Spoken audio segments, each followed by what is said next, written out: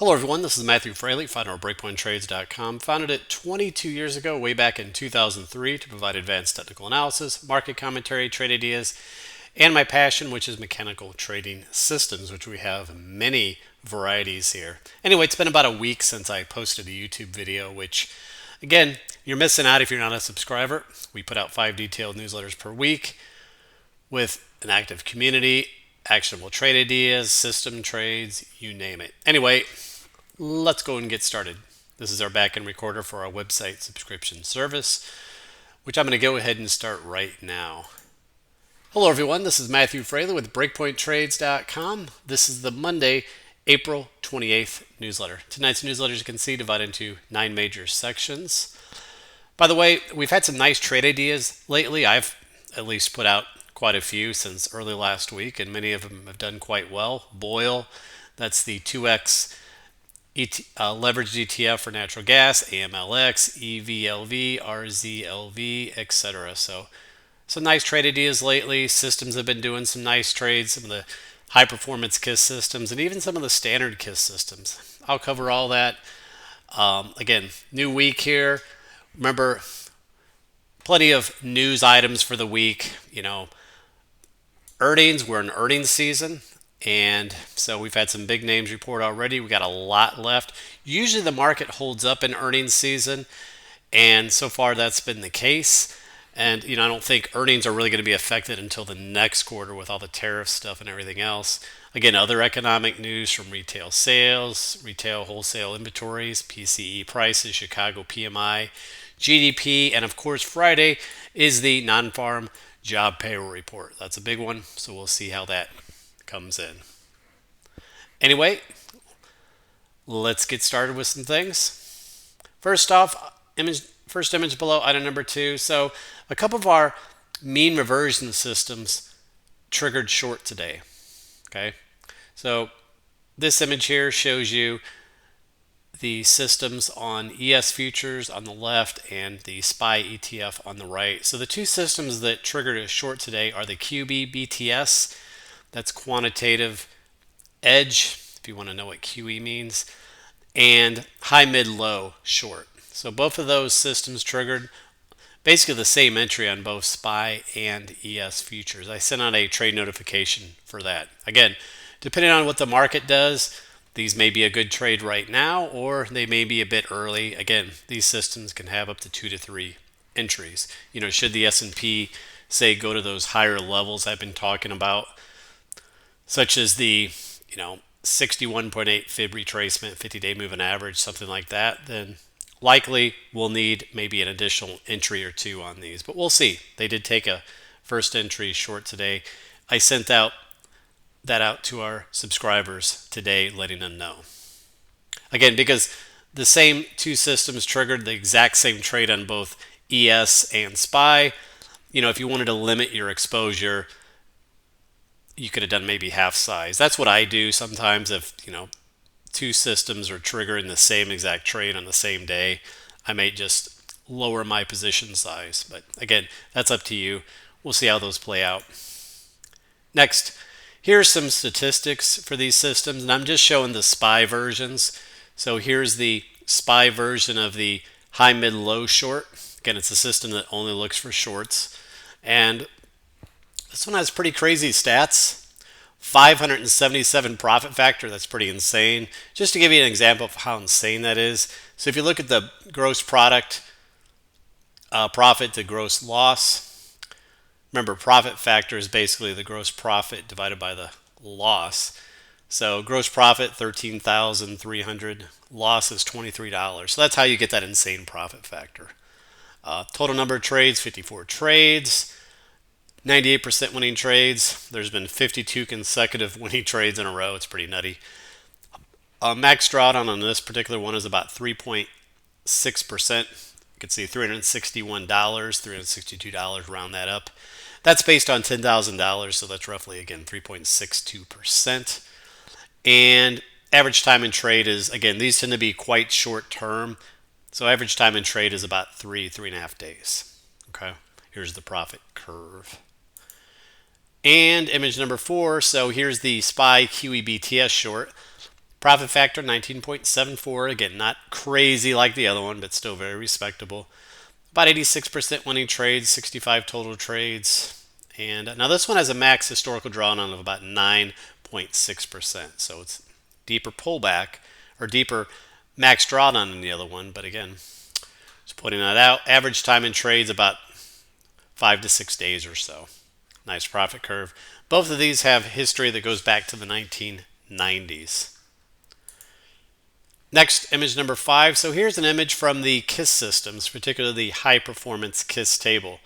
And again, we had some whipsaw trades here, particularly on the indexes during the market decline. But otherwise, lately they've been doing pretty damn well. Some of the crypto, MSTR, Palantir. MSTR is up 26.8%. Palantir, this last trade's up about 23%. The previous trade made around 13%. So nice back-to-back winning trades. Bido, that's Bitcoin leveraged, up almost 22%. QLD, that's 78-minute system. That's NASDAQ 100, up about 13.4%. Tesla's up 12%. TNA, India's up 10.75%. Nice examples here.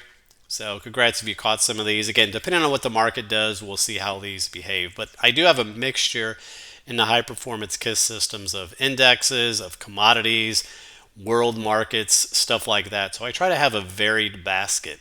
For me personally, what I do is I run a bunch of these, and I run a bunch of, again, I run some index ETFs, I run some world markets like EFA, EEM, some of the commodities, etc. So I get a broad mix because, and that usually they tend to offset each other a lot. I will be doing a video on this section in particular sometime soon. And one addition that we want to add to the high performance KISS system is some shorts. So some inverse ETFs, SPXU, SQQQ, stuff like that. We're getting closer to having that done. The other thing I want to do with the high performance KISS system, instead of just having one big table, maybe split that table up into various smaller tables. All right, so again, this section, remember, is adapting and changing over time. Next, image number 6. So here's some examples of some of those high performance KISS system trades. Again, these are some of the ideal ones, but here's Bido at the top left. You can see that entry back on 4.9. Excellent trade, just beautiful how it's been moving that stop up. Below MSTR, went long around that, in the 290s. The stock is 369, so that's one hell of a percentage move. You can see just continuously raising its stop up. And Palantir, on the far right, going long there around the $93, $94 range. Stock's 114.64, so not really nice trades on these puppies. Next, back to the general market. So item number 7 shows the index sector table, what transpired today. Again, for the indexes, little bifurcation here. The Dow, Russell were up. S&P was barely up while the NASDAQ was slightly down. Again, mostly a choppy day. The market started off strong for the first 20 minutes or so, but then it sold off. And it was selling off until about midday before it bottomed and then pushed up into the close where the indexes took back most of their midday losses. So as far as the 21 market sectors, the majority were up. But again, fairly small moves here. In fact, if you look at these, not one was larger than 1%. So very muted moves. Currency-wise, US dollar down 0.6%. Next, cryptocurrencies, Bitcoin, they've been moving up. They started moving up well over a couple weeks ago. They've had a really good move up into the Bitcoin in particular, up to a supply zone, but up 0.8% today. Ethereum slightly down. Commodities, the index, DBC, was down about 0.56%. USO, largely due to crude oil and energy. It's heavily weighted to energy. So crude oil is down 1.8%. Natural gas had a big day, up 5.8%. Remember last week I posted oil as a falling wedge in a 60-minute chart, and that's played out very nicely. That was up around 10% today. Copper up slightly. Uranium's been strong lately. Weakness otherwise in the ags. And on the precious metals, gold, silver, they've been rallying. Gold's rallying back. Now we'll see, is it going to form a lower high on this move up, or is it going to go back to new highs? I'm still favoring that the high at 3,500 over a week ago was a high for now, but we'll see. So I'm favoring this as making a lower high, but again, we'll see. Platinum, palladium up nicely. GDX, miners up. Silver up 0.5%. By the way, platinum has been moving up nicely. I'm going to talk about that later on. As far as the bond market, we continue to see a pullback in the 10-year, 30-year Treasury yields. And finally, item number 8 shows the economic news calendar. Tomorrow we have retail inventories, wholesale inventories, housing price index, S&P, Case Shiller, job openings. Plenty of economic news here from GDP, PCE, core PCE, Chicago PMI later in the week, and of course at the end on Friday, non-farm job payroll report. And of course, we have all these earnings. We're in earnings season, and anything that comes out of the Trump administration with tariffs or Ukraine, you name it, can all be market moving. Okay, let's go ahead and jump to the index charts. Start off with those. First chart below, item number 9 is the Dow. Again, just showing up about 0.3% today. Finally closing above the 20-day moving average.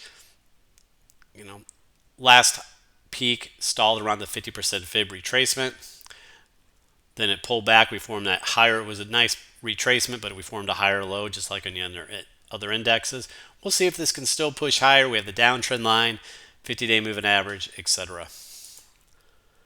Next, number 10, here's the S&P 500 KISS system. Still no changes here, still flat. Again, I have various versions of this. I think one version on the high performance system is long. This version is not.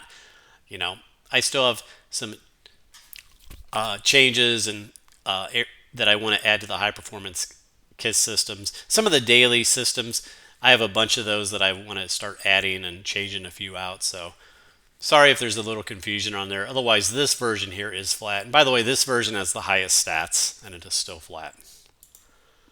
Next, image number 11. Here's the 4 time frames with our indicators, moving average ribbon, ATR. And again, we've been above the ATR in all the time frames. The previous week, we had that cycle supports, and market ended up rallying nicely from that. Otherwise, we have the ATR support on all these time frames.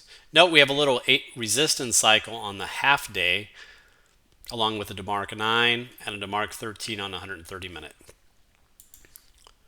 Next, chart number 12. Here's a daily chart of the S&P. Again, remember we've had these open gaps.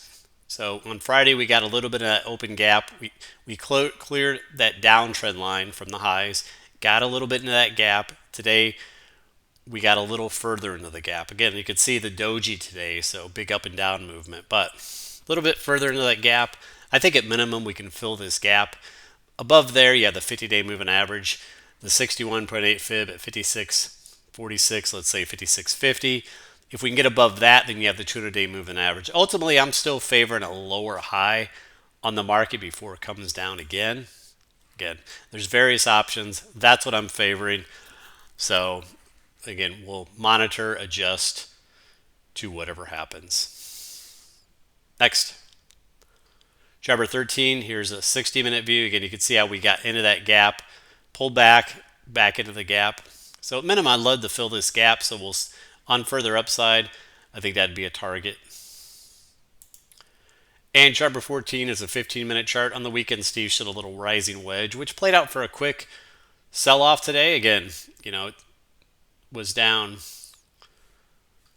let's see, 75 points. So again, these moves lately are just crazy extreme.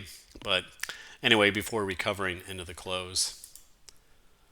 Next, chart number 15, here's the QQQ high performance system. This went back long last week. So still long, no changes. Stop is essentially at the lows. Whether you'd want to give it that much room or not is up to you. Again, the intraday high performance systems, 78 minutes, 60 minutes, stuff like that, have much tighter stops. You just have to decide what you're going to follow. Next, number 16, here's the 4 time frames. Again, very similar look to the S&P. We're above the ATR in all these time frames. That's support. Nice rally from this ATR and support cycle the previous week. We have a little DeMarc 13 on the 130 minute, DeMarc 9, and resistance cycle on the half day at the moment. Next, number 17, here's the triple Qs daily. And so far, we have a zigzag 3-wave up. You have the 50-day moving average just above. Number 18, here's a half-day chart. Well, the Qs actually filled their gap today, unlike the S&P. Otherwise, on a further upside move, you could see the 61.8 fib is up there around 487.40. Number 19, here's the 60-minute chart. You can see how we filled the gap on the Qs to the upside, unlike the S&P, which did not. Of course, they all have an open, unfilled gap to the downside. Last week, you could see this coil pattern. We were talking about that. And once we broke above that coil, I said, watch the broken downtrend line of the coil. If that can hold the support, I favor higher prices. And that's exactly what happened. Basically, price came down, retested the coil where it found support, and then a nice rally up off of it. Obviously, filling that gap. Next, number 20, here's IWM small caps. Again, they've been the weakest overall. They were up today a little bit, 0.4%. Again, they haven't even made it back to the 38% fib retracement. Just shows you how much weaker they are than the other indexes. And chart 21, here's the 2-hour view. Early last week, I was showing the coil pattern, which broke to the upside. You can see we've been testing an overhead gap multiple times. So on a further upside move, filling that gap would be my initial target. So there you go on the indexes, guys. Let's go ahead and move on. Chart 22, here's 10-year Treasury yield. Nice sell-off today, closing right at this broken downtrend line. Chart 23, high yield corporate. This has been quite strong. It's been leading the market to the upside, and this tends to lead. It's now testing this downtrend line, and this isn't very far from the highs. So if bulls want to hang their hat on something, this could be it. The fact that it's really just a stone throw away from the highs, but it's still below the resistance trend line. Volume has been lighter on the move up, so something to be aware of. Chart 24, here's a chart I was showing in the weekend newsletter from a week ago, not this weekend where Steve did it, but the previous weekend. I talked about how the high yield corporate HYG was outperforming. It had a higher low, unlike the S&P, which had a lower high. And, well, that ended up playing out as the market then pushed higher. Next, chart 25, here's the VIX. So the VIX loves to fill these gaps. There's a gap here that it's into, hasn't filled that. So on a further upside probing in the market, my target would be filling this lower gap. Chart 26, here's a 60-minute view. So you can see these two gaps. You can see how we're slightly into this gap, just like on the S&P is slightly into its overhead gap. So on a further upside move, I think filling this gap would be a logical target. Now we do have a little MACD divergence here just to be aware of, but let's see if we can fill that gap, if we can get an upside move. And of course, there's a gap way up here to the upside, which I think will be filled in the future. Next, chart 27, here's the percentage of stocks in the S&P that are above their 20 EMA. And it's been a pretty useful indicator. You tend to get this 1-2 action near major bottoms. The difference this time, though, you have a potential 1-2 here, as you can see. Though we have a higher low there, unlike all these previous times when you get this 1-2 effect, you have lower lows in the market. Next, chart 28, here's the NASDAQ stock. NASDAQ with the 52-week highs minus lows. I talked about this near the zero area in bear markets tends to get close to zero or just above it for a bar or so before reversing, like you see back here in 2022. This is slightly above, so if the market is going to fail soon, this could be the area, but, just something to watch. And there you go. So let's go ahead and move on. Chart 29, look at a few of these sectors. Just going to look at a few of the major ones. So here's XLK Technology. So it's up around its 50% fib, just below its 50-day moving average. If we can get further upside probing, maybe we can get to that 61 fib. Volume has been lighter on this move up, so be aware of that. Next, chart 30, here's transports. So far, that huge historical rally we had a couple weeks ago, you can see that area has been acting as resistance. Chart 31, financials, again, so far, choppy move up off those lows in early April, just under the 50-day moving average. Chart 32, XLE Energy has been working higher after getting extremely oversold in early April. Sort of a V move up. It's into this little resistance zone. Not a great bottoming look, right? You'd want more of a base, but we'll see. This may need to chop around for a while, etc. But I do think it was worth a long shot at that initial move, that initial low. Remember, the bullish percent energy index got to 0%, which hadn't happened since 2020. So it's quite rare. And finally, chart 33, here's the weekly chart. A few weeks ago, this found support at its 200-week moving average, XLE. And you could see this broken uptrend line. I said that would be resistance. We're getting closer to there. So perhaps it gets near there and stalls out would be my preference. All right, moving on to commodities. Chart 34, DBC, slight down day today. Again, it's had a nice move up off the lows in early April, just like the market. So a little slight down day. Below its 200-day moving average.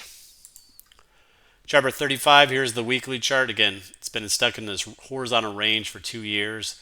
3 weeks ago, found support at the bottom of that range, confirming that is an important technical zone.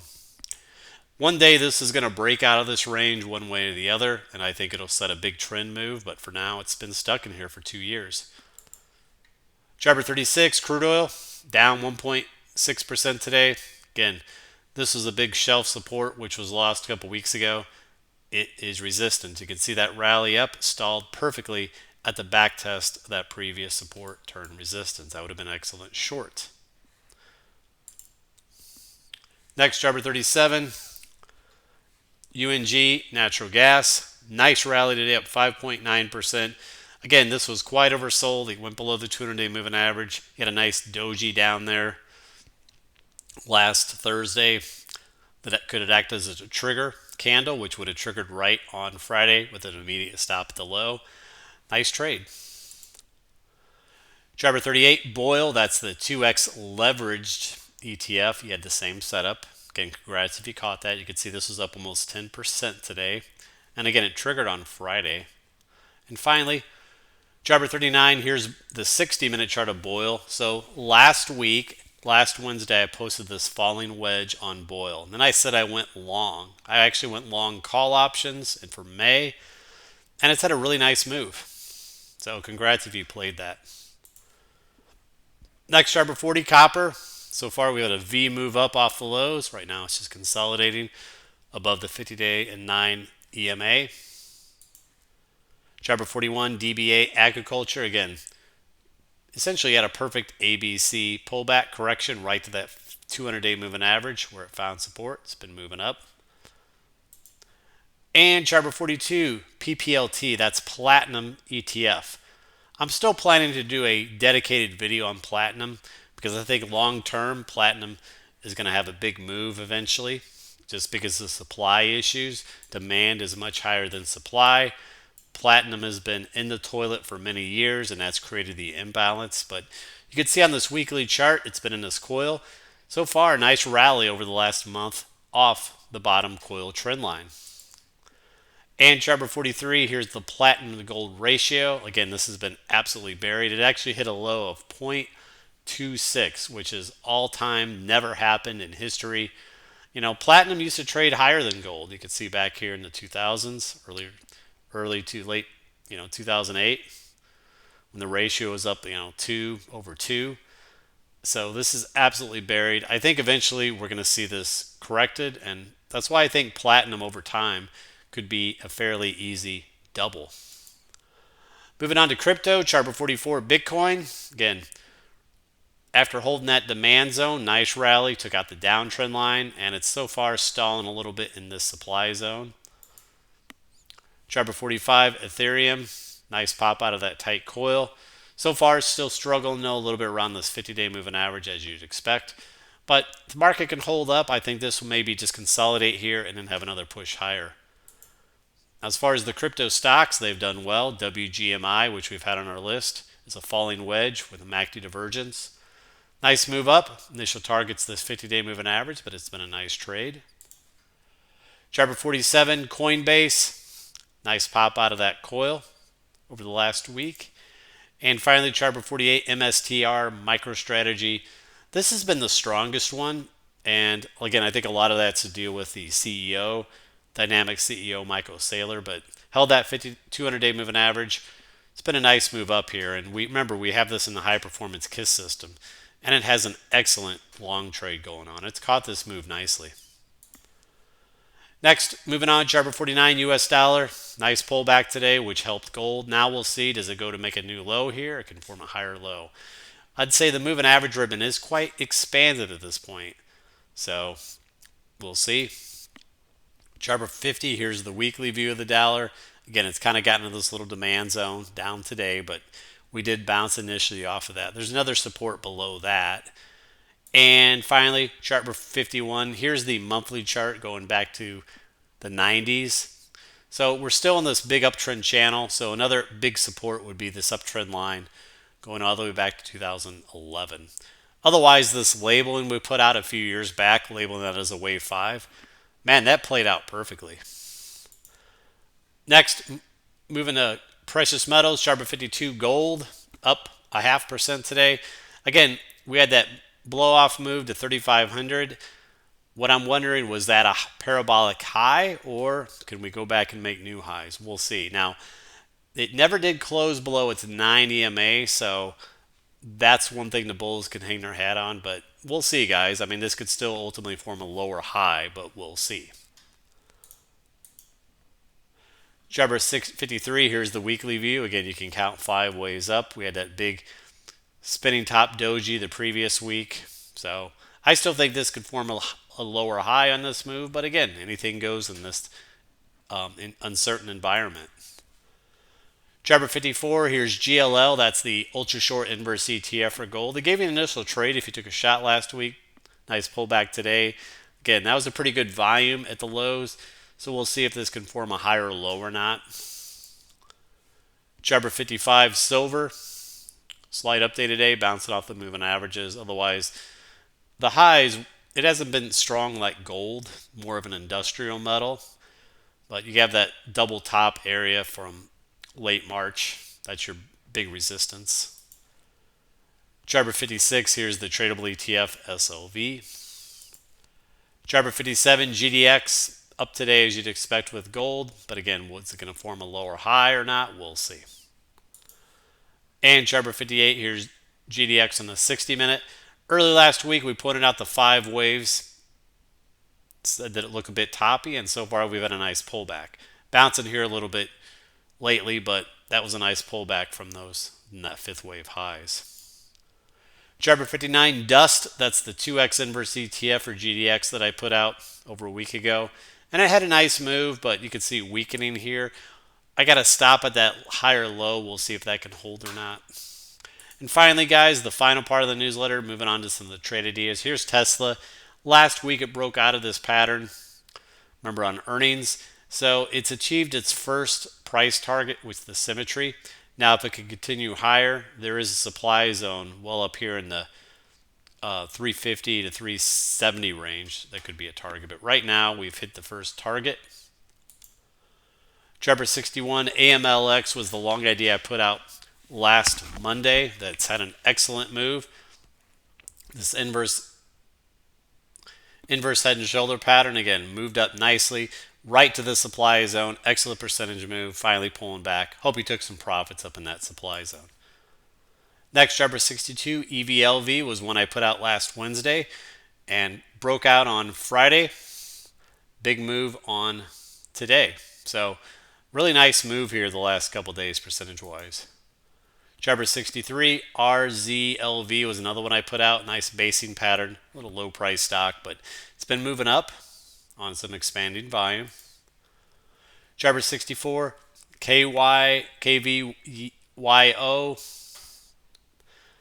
Put it out last week as well. Slight poke above this resistance. Here's some setups to monitor. Jabber 65 BTU. That's a coal company. Got a nice tight coil here. So setting up for a pop.